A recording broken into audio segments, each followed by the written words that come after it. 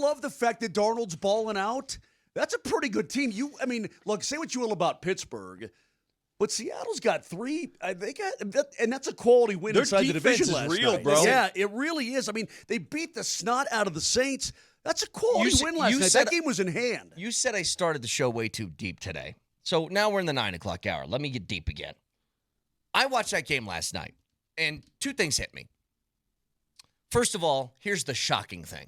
Kyler Murray has been the quarterback for the Arizona Cardinals for 7 years. That's weird. That is so weird. Secondly, the way those 2 teams played. Now, I know that Arizona was down, so they had to throw the ball a little bit more, but they have largely been, over their time with Kyler Murray, an offense that says, Kyler, we need you to be amazing.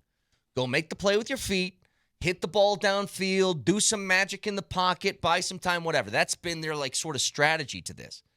And then I look on the other side, and I see a team that is committed to Sam Darnold for this year. And after that, who knows?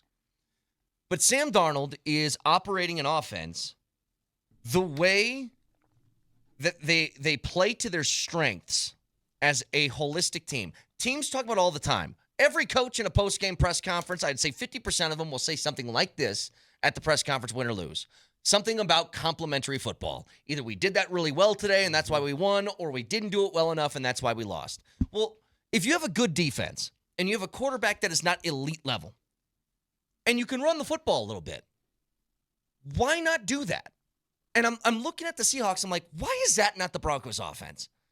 Darnold isn't head and shoulders above Bo Nix. He's probably better right now. Mm-hmm. But the way their team is built, great defense, run the football effectively, move the chains, and then make an occasional throw that'll help. Yeah. Why not do that instead? And my conclusion I came to was, I think that Sean Payton is running an offense that he wants to work as opposed to the one that is optimal. He doesn't have, sorry, Vic, one last thing. He doesn't have an inconsistency in the run game problem. Mm-hmm. He has an overbelief in the I chose this quarterback and he's going to be incredible problem. What did Darnold do last night, though, that you're hoping Bo can do more consistently? What did he pull off? They allowed the Cardinals to come back, and in 30 seconds, with to another subject on that, with 30 seconds left, he drove down the field and got him in field goal range. The new dynamic kickoff has changed everything. If back in the day, I want you to think about something. Back in the day, the drive in Cleveland. Elway had 23 skidoo. John Elway had the ball on the 2-yard line and had to go the length of the field to send it to overtime. The length of the field on the 2-yard line. These days, with this dynamic kickoff crap, and I love it because it adds another element. That kick last night was short of the 20. They had the ball at the 40-yard line to start the drive.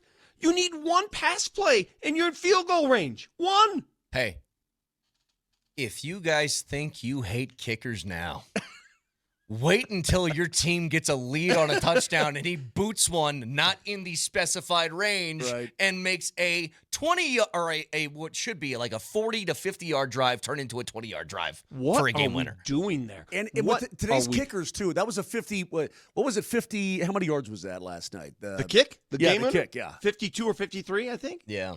Okay, so it was Myers 50, whatever it was, and he missed one in the fourth quarter earlier. Yeah. But it feels like now, man, there's a lot on the line. Vic, you're so right, because you get across midfield. You're in field goal range. It feels like you're in field goal range, man. They tried a 67-yarder the other night, right? Or was it Monday night they tried a 67-yarder? So at the end of the half. Which would have been good, but it was just wide right. Lions kicker Jake Bates lines up for a 67-yarder. I'm like, well, there's no way. And he had the leg. Yes. He just missed it outside the left upright. You're like, what's going on here? Hey. If I'm these special teams coaches, I sometimes they overcoach this crap. If the intent there, the instruction was, okay, kick that sucker just at the 20-yard line, make the guy handle it, because I would err on the side of caution in that situation. If you're going to miss long. You save yourself 5 yards. Don't miss short. Yeah. Miss long. I agree. Brett, it's such a good point, though, that you made. Again, you guys are really smart today. I'm proud of both of you. It's that, but it's not he's trying to fit a square peg into a round hole with Bo Nix. We've seen coaches try to do that. We've seen it here, for crying out loud. You're going to run my system. Hey, Vic, how did Peyton Manning and Gary Kubiak do when that marriage first happened? Yeah, that was you know what's crazy? As rocky as that year was, it actually proved worthy at the end because Broncos won a Super Bowl. Yeah, true. But you're trying to square peg, round hole it, and they said, no. Okay, we're not doing this. Manning, what do you want to run? And there you go. And it worked out great. I don't think that Sean Payton is trying to fit Bo Nix into his system. I think he does. But I think he's got, like you said, Brett, he's got to be in his bonnet to make this guy everything that he says he is. He's got a certain special mission. Can I make a comparison? So I think it's a fine line there, a fine line. So we played some audio earlier about Tony Gonzalez taking a shot at Russell Wilson. And he said, do you think Russell's going to play again? And his answer was, I hope not. And then they went over to Richard Sherman. And he basically said this: the reason we won in Seattle is because our defense was great, not because of Russell Wilson. That was the translation of it. Yeah. And there's this rumor that what broke up the Seahawks, and I'm sure you guys have heard this, was the second Super Bowl that they made. They beat the Broncos in the first one, and then it was the Patriots. Duh. When they're at the goal line, and we all talk about hey, you got to run Marshawn, right? That's the big mistake. The rumor behind that was Pete Carroll wanted Russell Wilson to throw the touchdown pass in the Super Bowl to solidify that this guy is our franchise quarterback and he can make the play. That was the rumor. And that's what pissed the team off, is instead of doing the thing to win, which was just run Marshawn at the 1 yard line and be done with it. Beast mode. They were all calling for it. He got cute to try and prove a point, and it cost them a Super Bowl. Now, that's a very extreme example of what I'm talking about here, but is Sean Payton doing a version of that, which is the smarter way to maybe do this is to run the football 25 to 30 times in a game, but I need to prove that Bo Nix is worthy of all of the sort of hype and adoration I have given him since we drafted him at number 12. That's what I'm wondering now. Because I think it's pretty clear, guys. You put the football in J.K. Dobbins' hands. Does good things happen? Yeah, for sure. Not the first half. It might take a minute, but you got to commit. Like you got to commit to it. But see, I guess Brett, and I understand where you're coming from. Hey, Vic, when Bo Nix is throwing the football this year, does good things happen? In Indy, they did. Oh, calm down. But he's willing to live through the Bo Nix mistake or the Bo Nix incompletion or the Bo Nix pick.